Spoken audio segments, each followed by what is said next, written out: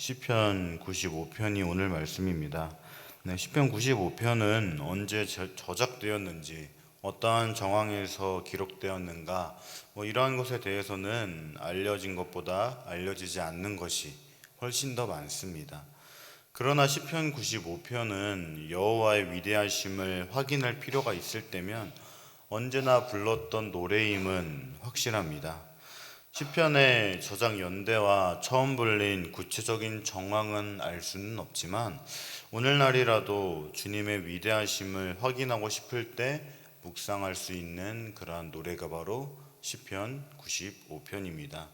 또한 시편 95편을 읽으시면서 어떠한 생각이 드셨습니까? 저는 개인적으로 예배라는 생각이 들었습니다. 여러분들은 예배를 통해 하나님을 만나고 계십니까? 예배를 드리는 순간 여러분은 진실로 하나님 앞에 엎드려 그분의 말씀을 듣고 그분의 통치를 인정하며 여러분들의 삶을 바꾸는 경외의 순간을 경험하고 계십니까? 오늘 말씀에서 묘사되는 예배란 분명 단순한 행위가 아닙니다.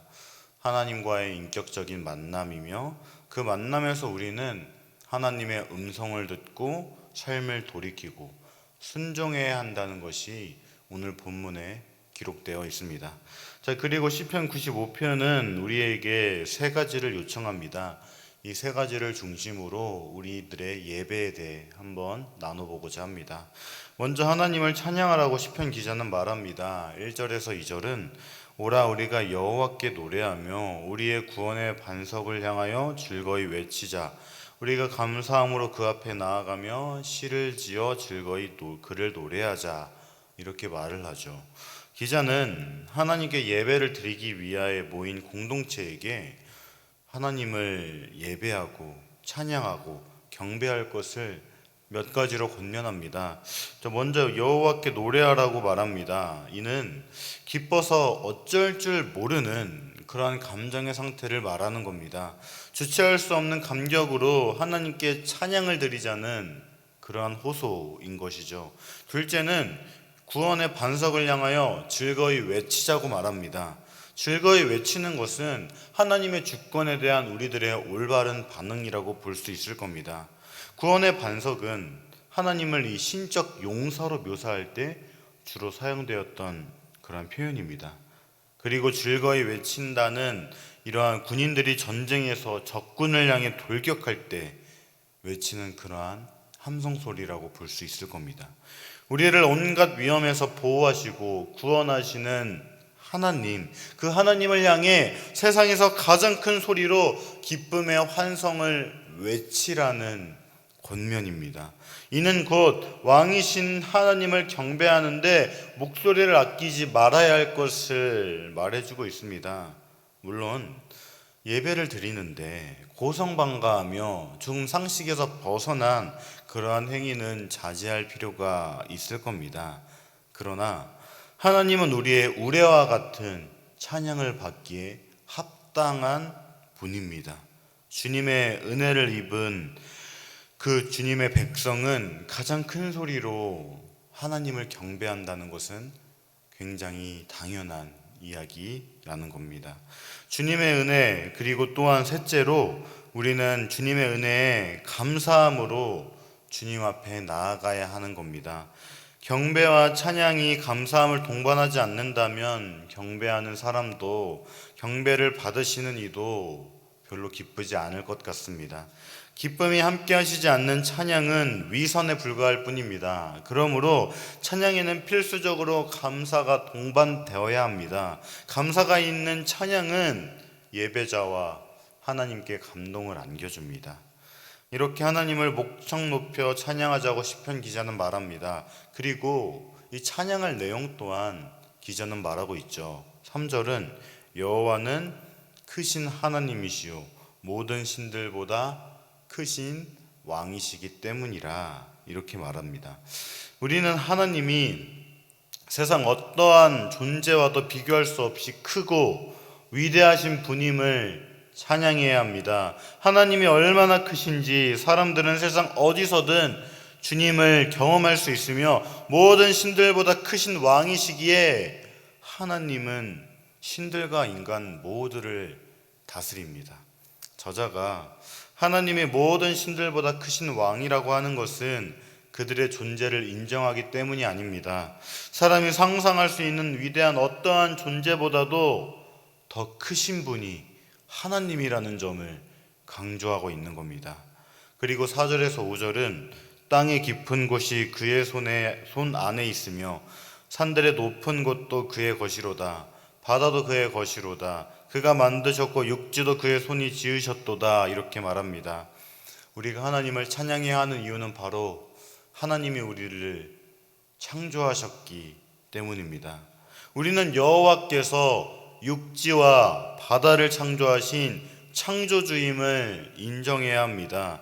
또한 기자는 4절에서 하나님이 온 세상을 소유하신 분이라는 점을 강조했다면 5절은 하나님이 이 세상 모든 것을 창조하신 분임을 강조하고 있습니다. 사람들이 사는 육지뿐만이 아니라 가장 두려워했던 바다도 창조하신 분이 바로 하나님이라는 점입니다. 지금 시대에서 바다도 굉장히 무서운 존재지만 옛날에는 더했습니다. 옛날에 바다란 미지의 존재였고 그 바다로 나아간다는 것 자체가 목숨을 담보로 하는 굉장히 위험한 일이었습니다. 그런데 시편 기자는 그러한 바다조차 하나님께서 만드셨다고 말하고 있습니다. 주님께 지음을 받은 모든 사람들은 창조주 하나님을 찬양한다는 건 굉장히 당연한 일인 것이죠. 그리고 6절은 이렇게 말합니다. 오라 우리가 높여 경배하며 우리를 지으신 여호와 앞에 무릎을 꿇자.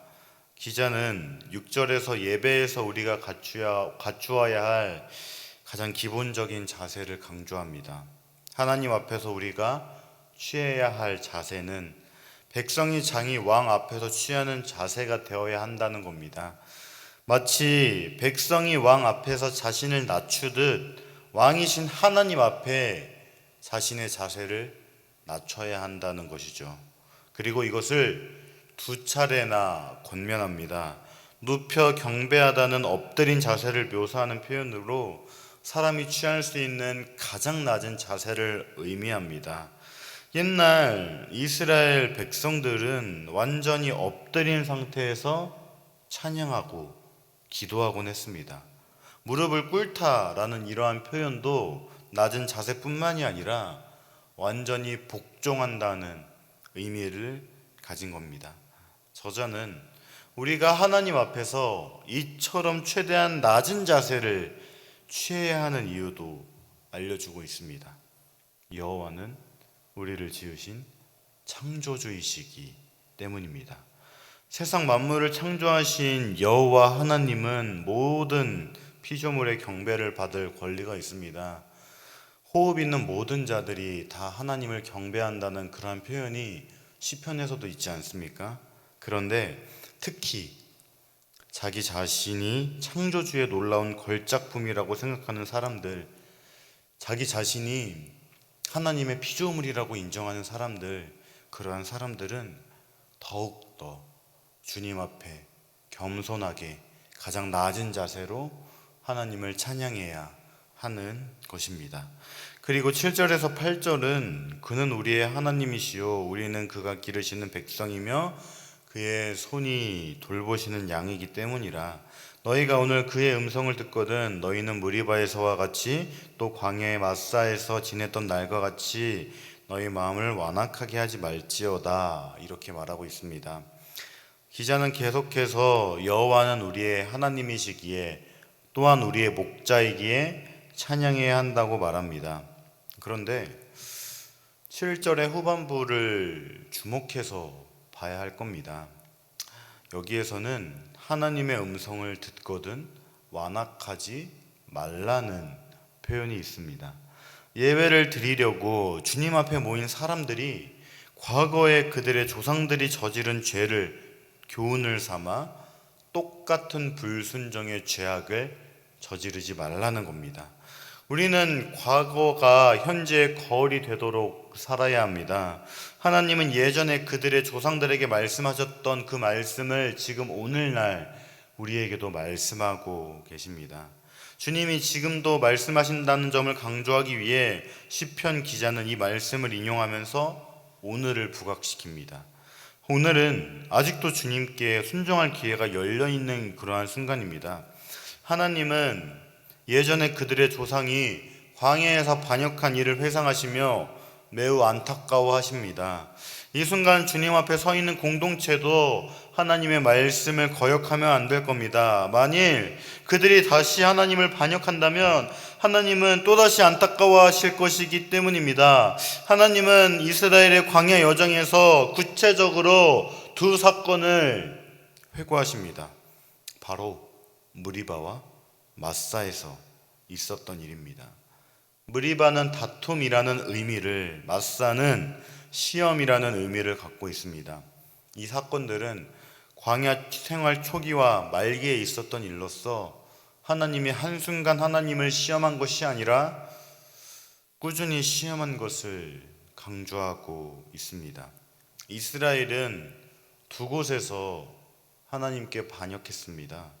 또한 이 두 장소는 당시 하나님을 시험하고 의심하려는 그러한 믿음이 없는 이스라엘을 상징하기도 합니다.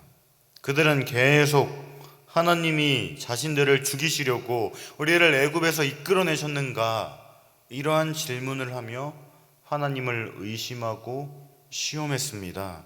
생각해보면 이스라엘의 이러한 행위는 굉장히 배은망덕한 그러한 행동입니다. 그들은 애굽에 있을 때부터 수많은 기적과 은혜를 경험하며 광야에 도착했기 때문입니다. 그들의 반역은 자신들이 경험한 바를 반역하는 행위이기도 했습니다. 그들이 하나님의 은혜와 기적을 경험하고도 반역한 것은 그들의 마음이 완악했기 때문입니다. 완악하다라는 것은 마음이 굳어졌다라는 뜻입니다. 그들은 어떠한 놀라운 일로도 감동하지 않는 무뎌진 마음을 지녔기에 온갖 은혜를 경험하고도 깨닫지 못했던 겁니다. 그러므로 하나님은 그 앞에 서 있는 그들의 후손들에게 마음가짐을 바로하라고 말합니다. 만일 그들이 조상들처럼 굳은 마음을 가진다면 그들도 조상들처럼 하나님이 행하신 온갖 기적을 보고서도 똑같이 하나님을 시험할 것이기 때문입니다. 하나님은 어떻게 해서든 그들의 조상들이 불신을 떨쳐 버리시기를 바랬습니다. 그래서 이후로 광야 생활 40년 동안 온갖 기적과 은혜를 베푸셨지만 그들은 끝내 변하지 않았습니다. 그들의 마음이 미혹되었던 겁니다. 미혹되었다는 것은 자기 마음대로 생각하거나 스스로 방황한다는 의미입니다. 그들은 자신들이 원하는 길을 갈지언정 하나님의 길은 알지 못한다고 잡아댔습니다. 하나님과 주님이 그들에게 베푸신 은혜를 인정하지 않았던 겁니다. 결국 하나님의 은혜는 그들의 마음의 병을 고칠 수가 없었습니다. 그들이 알았던 마음의 병은 선한 것을 보고도 전혀 감동을 받지 못하는 냉담이었습니다. 그래서 결국 그들의 결과는 바로 멸망이었습니다. 사랑하는 여러분, 오늘 말씀은 참으로 오묘하기도 하면서 무섭기도 합니다. 그러나 우리는 오늘 말씀에 두려움을 느끼기보다는 그 안에 담긴 하나님의 사랑을 동시에 발견해야 할 겁니다. 하나님이 우리에게 계속 말씀하셨던 것, 이 성경을 관통해서 말씀하셨던 것은 바로 사랑입니다. 과거에 하나님께서 이스라엘 백성들에게 계속해서 은혜를 베푸셨던 이유가 무엇이었습니까? 바로 이스라엘을 사랑하셨기 때문입니다. 그러나 이스라엘은 그 하나님의 사랑을 외면한 채 냉담한 그러한 심령을 가졌던 것이 바로 문제였던 겁니다. 즉 예배란 찬양과 경배로 끝나는 것이 아니라 하나님을 향한 사랑을 다시 회복하고 그 사랑 앞에서 우리 자신을 돌이키는 것입니다. 하나님은 오늘도 우리들에게 말씀하십니다. 내가 너희를 사랑하듯이 너희도 나를 사랑하느냐. 사랑하는 여러분, 시편 95편은 단순한 찬양시가 아닙니다. 예배의 본질과 책임을 가르치는 시입니다. 예배는 감정의 흥분으로 끝나지 않고 하나님을 더욱더 사랑하는 자리로 나아가야 하는 겁니다. 이스라엘 백성들의 실패는 바로 하나님의 사랑을 경험하고도 그 사랑에 대한 냉담한 반응이었습니다. 하나님은 여전히 우리를 사랑하시고 그 사랑을 지금 이 자리에서도 보여주고 계십니다. 그렇다면 그 사랑에 어떻게 반응하시겠습니까? 하나님은 예배자를 찾고 계십니다. 냉담한 마음이 아니라 하나님을 뜨겁게 사랑하는 예배자를 찾고 계십니다. 지금 이 시간 그 예배자가 여기 계신 성도님들이 되기를 바랍니다. 그래서 매일매일 하나님을 더욱더 사랑하고 삶의 예배 자리의 가운데로 나아가는 여러분들이 되기를 주님의 이름으로 간절히 소망합니다. 이 시간 말씀을 기억하며 기도하겠습니다. 첫째, 하나님을 소리 높여 즐거이 찬양하는 삶을 살게 하소서. 우리를 창조하신 하나님을 기억하며 찬양하는 삶을 살게 하소서. 완악하고 냉담하게 하나님을 예배하는 것이 아니라 뜨겁게 하나님을 만나게 하소서. 이러한 기도 제목으로 다 함께 기도하겠습니다.